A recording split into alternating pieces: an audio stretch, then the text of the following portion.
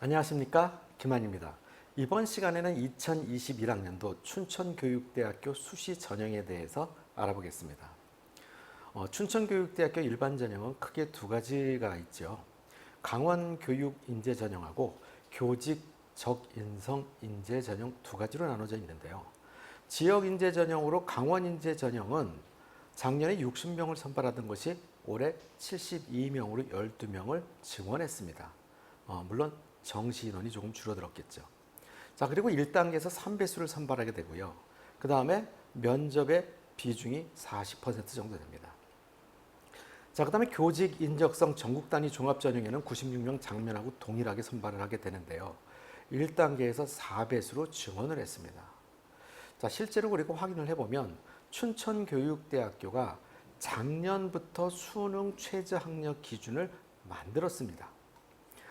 올해 같은 경우에도 수능 최저학력 기준이 있는 교육대학교를 살펴보면요.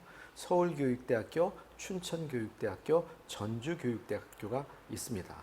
물론 교과 전형인 전형 자체들은 수능 최저학력 기준이 있죠. 지금은 종합전형을 말씀드리는 것입니다. 자, 그렇다고 놓고 보면 작년 같은 경우에 3배수에서 4배수로 올해 증원을 시켰다는 얘기는 최저 기준을 맞추지 못하는 학생들이 어느 정도 나왔다는 것으로 예측할 수 있습니다. 자, 작년에 보면 실제로 춘천교육대학교의 종합전형의 일반 전형 전국 단위의 교직 인적성 전형의 평균 점수가 재작년 같은 경우에는 1.9, 그 전년도에는 1.77 정도가 되는데요. 작년 같은 경우에는 1.56으로 평균 점수가 높아졌다는 것입니다. 실제로 수능 최저 등급을 만들게 되면은 오히려 내신 등급은 떨어질 거라고 유추할 수 있는데 실제로는 그렇지 않았다는 것이죠. 자, 그러면 결과적으로는 내신 성적이 좋은 아이들이 수능 성적도 잘 맞았다는 이야기가 나오게 됩니다. 올해 같은 경우에는 또 어떤 변수가 있을지는 모르겠지만 올해 새롭게 춘천교육대학교에서 제시한 부분은요. 교사 추천서가 폐지된 부분과 그 다음에 또 한 가지가 면접 일자가 전형일이 수능 전에 있다는 것입니다. 자, 그럼 보통 학생들이 생각할 때 좀 어려운 부분이 있죠. 보통 수능 최저학력 기준을 맞추기 위해서는 학생들은 수능 공부를 열심히 해야 되는데 그러기 위해서는 수능 후에 면접을 보는 것이 훨씬 학생들에게는 도움이 되겠죠. 그런데 올해 같은 경우에는 면접 일자가 수능 전에 있다 보면 아무래도 수능 공부하는데 어느 정도는 지장이 있을 수 있다고 봅니다. 결과적으로는 춘천교육대학교의 경우에는 최저 정도는 어느 정도는 쉽게 맞출 수 있는 학생들이기 때문에 수능 전에 면접을 봐도 큰 지장이 없는 아이들이 선발될 것이다 라는 것을 예측할 수 있을 것입니다. 춘천교육대학교 면접 같은 경우에는 5분짜리 면접을 2개를 보게 되는데요.